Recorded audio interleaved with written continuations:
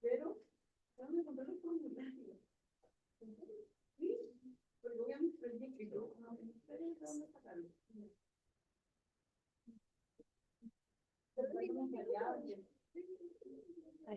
¿Sabes qué? Te hago una pregunta. Sí. Michelle. Dame un segundito. Cuando tú mandas la invitación, si yo quiero mandar, el otro día mandé mail por mucha gente no lo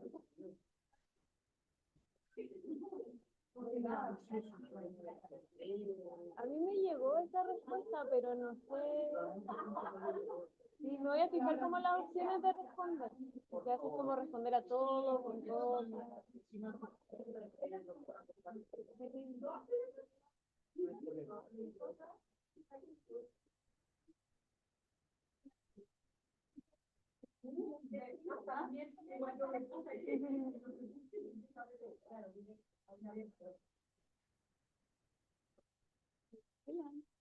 Buenas.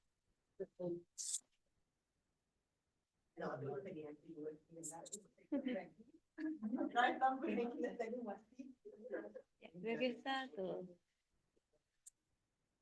Ya. ¿Podemos comenzar? Sí, sí. Ya, súper.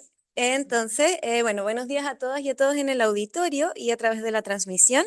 Damos inicio a la 10ª reunión académica de este 2024, titulada Estado de vitamina B12 pre- y postnatal y su asociación con riesgo cardiometabólico en la descendencia en un contexto de alta prevalencia de deficiencia de B12 materna, a cargo de Fernanda Mujica. Fernanda, para los que no la conocen, es nutricionista, magíster en nutrición humana del INTA y doctora en nutrición humana de la Universidad de British Columbia en Canadá. Trabaja como profesora asistente en el INTA y como investigadora postdoctoral en CIAPEC. Dentro de sus intereses de investigación se encuentran la nutrición materno-infantil, programación de crecimiento y obesidad y estado nutricional de micronutrientes. Bueno, como siempre la presentación dura entre 30 a 45 minutos, luego vienen las preguntas por parte del auditorio y por último las que surjan en la transmisión. Así que muchas gracias y los dejo con Fernanda.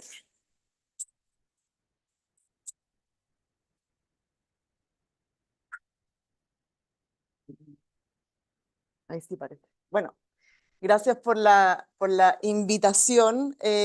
Hoy día voy a presentar un poco cómo se fue armando el proyecto que postulé para Fondesit de iniciación, basado en lo que venía haciendo en CIAPEC en los últimos años. Y bueno, para comenzar, mi interés en la investigación ha estado enfocada desde mi doctorado en adelante en cómo la nutrición en etapas de embarazo o en ventanas de vulnerabilidad del desarrollo se relacionan con la programación de crecimiento y obesidad en la descendencia. Específicamente, y bueno, solo un resumen metabólico. Las vitaminas B son fundamentales para el crecimiento fetal. Sabemos que, por ejemplo, el ácido fólico, que es una forma sintética de la vitamina B9 o de folato, se relaciona con un menor riesgo de defecto en el desarrollo tubo neural y específicamente tienen un rol en el metabolismo monocarbonado que vemos acá. Hay diferentes vitaminas B que participan, B6, B2, B12, etcétera, y todas son importantes para la síntesis de nucleótidos, para la síntesis de aminoácidos esenciales y también para la disminución o mantención de niveles adecuados de homocisteína, que en las últimas décadas se ha indicado como un biomarcador asociado con riesgo cardiovascular y también es un indicador funcional de todas estas vitaminas que participan en el metabolismo monocarbonado. ¿Cuál otro rol tienen estas vitaminas y específicamente B12 y folato? Estas vitaminas son críticas para la entrega o provisión de grupos metilo para las reacciones de metilación. Específicamente la metilación del ADN es un mecanismo epigenético que participa en la regulación de expresión de genes. Acá en este gráfico les muestro las etapas del desarrollo embrionario y luego fetal y cómo van cambiando las olas de demetilación y remetilación en el ADN, las cuales son diferentes olas dependiendo del sexo y también si hablamos de células reproductivas o no reproductivas. Por lo tanto, este es otro de los mecanismos que se han sugerido a través de los cuales estas vitaminas pueden participar en la programación de riesgo de enfermedad en el futuro. Como les mencionaba, desde los años 50 en adelante y en un contexto de deficiencia nutricional, se fue a ver, digamos, cuál era el rol de la suplementación con multivitamínicos y también específicamente con ácido fólico. Ahora que ya hay más estudios, tenemos más evidencias, sabemos que es importante mantener los niveles de folato eritrocitario o plasmático para prevenir el desarrollo o defectos en el desarrollo del tubo neural. Sin embargo, cuando yo terminé mi doctorado y durante el doctorado también, y antes de eso también, vivíamos en un contexto nacional y regional distinto. Hoy día, más que hablar solamente de un contexto de deficiencia de micronutrientes, estamos en un contexto de obesidad y sobrepeso. Por lo tanto, también nos ha llevado a pensar, y a mí específicamente, cuál es la relación entre los micronutrientes, la obesidad, el riesgo de enfermedades cardiovasculares. En Chile sabemos de nuestros estudios que cerca del 40% de las embarazadas son obesas. Tenemos altas tasas de malnutrición por exceso, han existido y seguimos viviendo cambios en los patrones dietarios de la población, cada día más alimentos ultraprocesados. Y lo que también nos lleva a pensar, entendiendo que las vitaminas están en altas concentraciones en alimentos de origen animal, ¿qué pasa? O sea, perdón, de origen natural, ¿qué pasa también frente a un mayor consumo de alimentos ultraprocesados? Y bueno, diferentes grupos han ido a explorar cuál es la relación entre micronutrientes y obesidad. Acá están los resultados de un estudio en mujeres en edad fértil, es medio chiquitito, pero básicamente lo que se quiere mostrar es que las mujeres que son obesas tienen menor concentraciones de folato sérico y mayor concentraciones de folato en red blood cell, en eritrocitos, lo que sugiere que hay también una redistribución de estas vitaminas bajo el contexto de obesidad. En el caso de la vitamina B12, este estudio en una muestra representativa en Estados Unidos mostró que los participantes con menores niveles de vitamina B12 tenían más probabilidades de ser obesos. Mayor. En suero, porque es B12 en suero. Sí. No, en suero. Mira, en folato han estudiado como estudios con marcadores, con isótopos, digamos, para ver qué pasa. Una de las hipótesis es que hay como un secuestro en los eritrocitos, por lo tanto, en el caso del folato, hay mayor concentración en el eritrocito, pero lo que se usa para las células es lo que está en el plasma o en el suero, lo circulante, ¿no? Por lo tanto, queda menor biodisponibilidad de esta vitamina A para los procesos metabólicos. En el caso de B12, también se habla de alguna especie de secuestro, puede ser concentraciones hepáticas, pero aún no hay un mecanismo claro. Sí. Ya me quedó claro.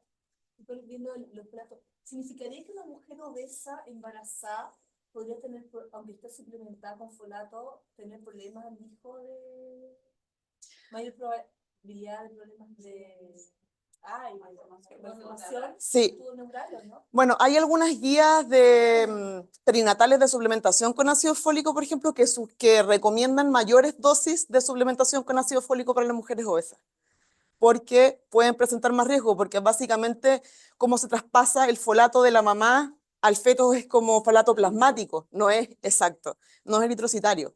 Entonces... ¿Es porque tiene más eritrocito una mujer obesa?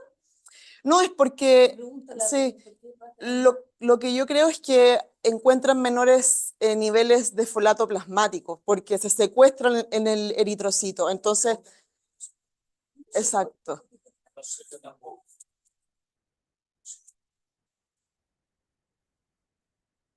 No está... No. Y bueno, esta tabla también, que fue un estudio realizado en embarazadas de UK, mostró una relación inversa entre el índice de masa corporal y las concentraciones séricas de vitamina B12. Por lo tanto, sugiere que hay una relación más o menos inversa, ¿no?, entre obesidad y niveles de vitamina B12 y también de folato. Bueno, estos son estudios clásicos en el mundo de las vitaminas B, es un grupo en India que se ha dedicado un poco a estudiar, dado el contexto nutricional que tienen, o sea, cerca de un 50% de población vegetariana, bajos niveles de vitamina B12, se han dedicado a estudiar la relación entre vitamina B12, folato y programación en alteraciones del metabolismo de la glucosa. Específicamente, este gráfico muestra la incidencia de diabetes gestacional por niveles de folato, bajo, mediano y alto, bajo condiciones de, podríamos decir, normalidad de vitamina B12 y niveles deficientes. Y lo que ellos encontraron es que la combinación entre concentraciones bajas de vitamina B12 junto con niveles altos de folato se relacionaba con una mayor incidencia de diabetes gestacional.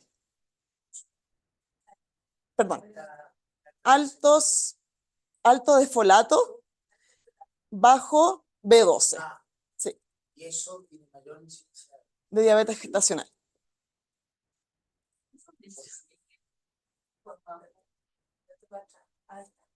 No, no, estos son los N de los grupos. Claro, y el otro es la cantidad de sujetos que tuvieron. No, no, no, porque en este, Sí, pero uno de no es uno de 91, no, tendría que ir a verlo, pero estos son los ¿Se grupos. sabe por qué? O tampoco se sabe. O sea, ¿Por qué especulan, folato, sí, puntos, impacta más?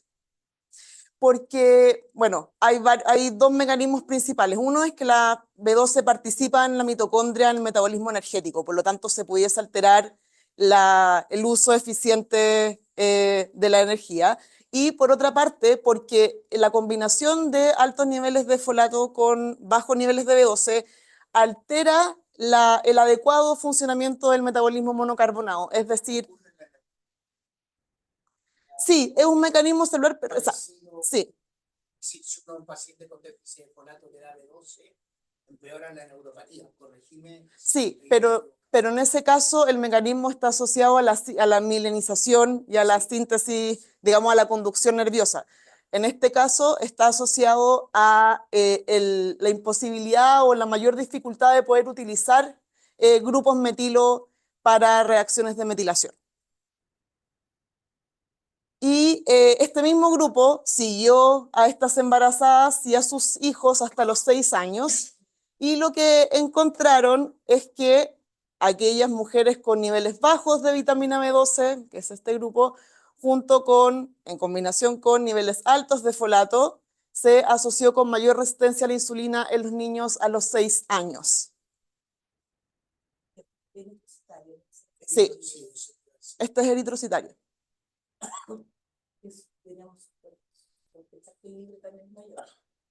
Sí, porque se correlaciona.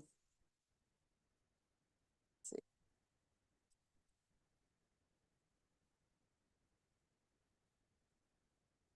Bueno, y al pensar primero en mi proyecto de postdoc, yo me encontré con este contexto epidemiológico, como les mencionaba, alta prevalencia de obesidad en mujeres en edad fértil y también en embarazadas.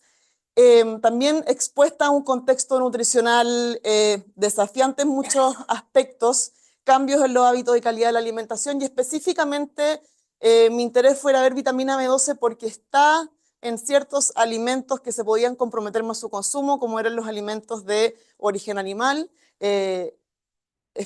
Bueno, especulamos que el precio de las carnes o el acceso a las carnes donde principalmente se encuentra esta vitamina podría ser mayor, por lo tanto se podría comprometer su ingesta. Y este fue mi proyecto de Fondesit de postdoc, considerando este contexto, digamos, nutricional. Y lo que hicimos, trabajamos en la corte de María Luisa y básicamente pudimos seguir a las mujeres en todos los trimestres de embarazo durante la pandemia, acceder a diferente información sociodemográfica, dietaria, etcétera, y a muestras de sangre recolectadas en etapas tempranas durante el embarazo. En estas muestras de sangre medimos vitamina B12 en suero y posteriormente yo estuve interesada en ir a ver la relación con antropometría y adiposidad en los infantes y también con alteraciones en el metabolismo de la glucosa materno, como diabetes gestacional, concentraciones de glucosa, insulina, etc. 4 o 6 meses. 4 o 6 meses del niño. Sí. Y lo que encontramos, bueno, de manera sorprendente, alta prevalencia de vitamina B12, un 37% de las embarazadas de deficiencia medida en concentraciones en suero. Este punto de corte es para la población adulta. Es importante mencionar que para las embarazadas específicamente no hay puntos de corte de deficiencia, por lo tanto se utiliza el de adultos. Cuando fuimos a mirar niveles bajos de vitamina B12, encontramos que el 72% tenía niveles bajos de vitamina B12. Nuevamente, este punto de corte está pensado y establecido para adultos. Sí, ya. Pero es en deficiencia. Esto es deficiencia. Lo que pasa es que hay dos clasificaciones para el estado de vitamina B12. Una es deficiencia, que son valores bajos 148 bemol por litro, y niveles bajos, que es otra clasificación, que es bajo 221 bemol por litro. Pero, ¿es consistente con la deficiencia que hay a nivel poblacional en mujeres? Bueno, en mujeres embarazadas hay pocos estudios que han medido vitamina B12 en suero. Es consistente con lo que se ha mostrado en India, en algunas cortes en Inglaterra, pero en Estados Unidos y en Canadá los niveles de deficiencia que se han reportado en embarazadas en etapas tempranas son cerca como del 20%. Una dificultad para poder comparar es el momento en la toma de muestra de sangre. O sea, hay estudios que toman la muestra en el tercer trimestre, entonces hay una hemodilución que también, si se llega y clasifica a las mujeres, digamos, probablemente voy a encontrar mayor deficiencia, pero no necesariamente exacto. Que es un plus de nuestro estudio que se tomó en etapas tempranas del embarazo. Por lo tanto, la hemodilución, digamos, más potente durante el embarazo ocurre posterior a las 20 semanas. Entonces, son valores, digamos, no iguales, pero lo que uno pudiera encontrar en mujeres en edad fértil. Eso te iba a preguntar.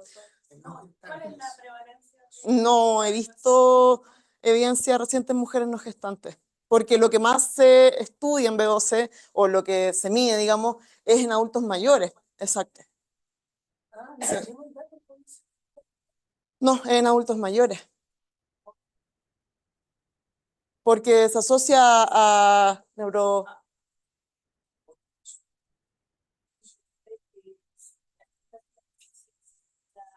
La baja en el primer trimestre de forma aislada, de forma que ahí el problema de la ilusión. No, No, es como el preembarazo. sí. No lo he visto solo en el primer trimestre, pero igual la medida. Sí, Donde estaría menos hemodiluido. Claro. exacto, sí. Lo puedo ver. Perdón. Sí. En el estudio que estamos haciendo con María Luisa en composición corporal con mujeres embarazadas, estamos viendo agua corporal total con deuterio. Porque esto que vos decís no se sabe tampoco desde la composición corporal. ¿Cómo cambia? No, por ejemplo, no hay estudios de composición corporal que tengan en cuenta el líquido amniótico, que es un elemento que también está en embarazo. Bueno, se miden concentraciones de vitaminas en líquido amniótico. Pero no está. No. Bueno, Y eso es lo que estamos viendo nosotros en el tercer trimestre y en el tercer mes de vida del bebé. Bueno, fuimos a comparar nuevamente el estado de B12 materno por características sociodemográficas. En este gráfico el nivel educacional de las deficientes y no deficientes y el nivel educacional en aquellas que tenían bajo B12 o adecuado B12, y las mujeres con deficiencia o niveles bajos presentaron menores niveles de educación. Posteriormente fuimos a ver por income o por ingresos económicos, y las mujeres con niveles bajos de vitamina B12 presentaron menores niveles de ingresos. Cuando fuimos a explorar los factores relacionados con el estado de vitamina B12, encontramos que el uso de suplementación antes del embarazo y en el segundo trimestre se asociaron con menores chances de presentar deficiencia, no así el índice de masa corporal, que se asoció con mayores chances de tener deficiencia de vitamina B12. Y cuando fuimos a ver los predictores de bajos niveles de vitamina B12, paridad se relacionó con mayor chance de tener bajos niveles de vitamina B12. En cambio, un nivel educativo mayor de 12 años y el uso de suplementos en el segundo trimestre se relacionó con menores chances de tener bajos niveles de vitamina B12. Sí. Por pregnancy, en el segundo trimestre, están los dos puntos en el modelo que es independiente. En el segundo, no, separados. Sí. Sí. No lo puse acá, pero sí. Y luego fui a explorar la relación de las concentraciones de vitamina B12 con los outcomes maternos y del infante. Y solo encontramos una relación en el modelo crudo entre niveles de vitamina B12 sérica con resistencia a la insulina. No encontré otras relaciones significativas al explorar la asociación entre vitamina B12 durante el embarazo y outcomes maternos y en el infante. Sí, tengo medio en folato. Sí, lo estratifiqué, los fui a ver. No, los vi como continuo, lo vi estratificado por tertil también. No. Tengo una pregunta Sí. de ignorancia en esto de la contestar. ¿Qué a veces reportan en estos modelos crudos y otras veces ajustados? ¿Cuál es la importancia de que esté presente en el modelo crudo si no está en el ajustado? ¿Se entienden? Perdón, es muy básica. No, yo